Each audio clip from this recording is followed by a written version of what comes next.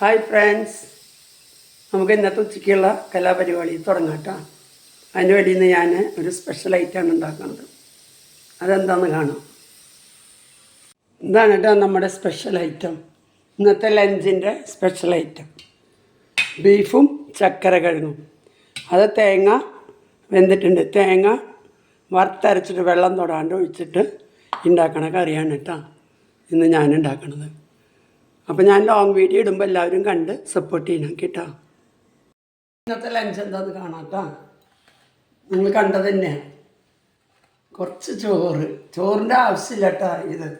ഇത് ചക്കര കിഴങ്ങ് ബിരിയാണിയാണ് കേട്ടോ.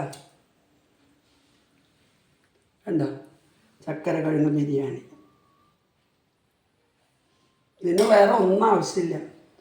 പക്ഷേ ഇത്തിരി എൽശ്ശേരി ഉണ്ട്,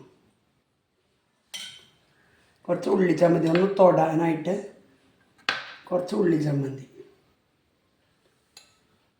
പിന്നെ നമുക്ക് പൂവമ്പഴം. ചേട്ടൻ കുറേ സാധനങ്ങൾ വാങ്ങിയിട്ട് വന്നിട്ടുണ്ട്, മാസസാമാനങ്ങൾ. ഇനിയിപ്പോൾ അതൊക്കെ ഇട്ട് വയ്ക്കേണ്ട പണിയുണ്ട്. അപ്പോൾ പൂവമ്പഴം കൊണ്ടുണ്ട്.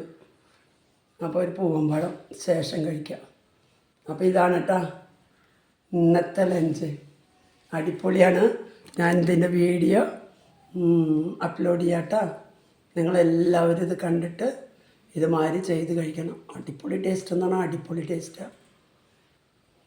പോട്ടെ. അപ്പോൾ ഓക്കെ, ബായ്. നിങ്ങൾ കഴിക്കാം, ഞങ്ങൾ കഴിക്കട്ടെ. എന്താ പഴം, പൂവമ്പഴം, നേന്ത്രപ്പഴം, പിന്നെ എല്ലാ സാധനങ്ങളും ഉണ്ട്. ഇനിയിപ്പോൾ ഇത് എടുത്ത് വയ്ക്കണം. പച്ചക്കറികൾ, തണ്ണിമത്തനൊക്കെ അതിൻ്റെ ഉള്ളിലുണ്ട്.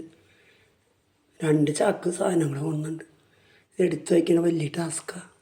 ഒരു സഞ്ചിയിലുള്ള എടുത്ത് വെച്ചു. ഇനിയിപ്പോൾ ഇതും കൂടി എടുത്ത് വയ്ക്കണം.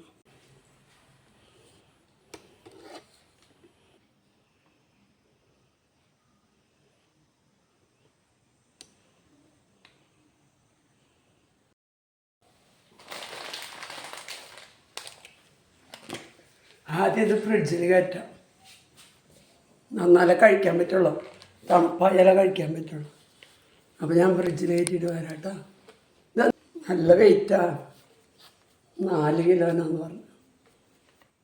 അപ്പോൾ ഓക്കെ, പണികളൊക്കെ ചെയ്യട്ടെ കേട്ടോ. Okay, bye.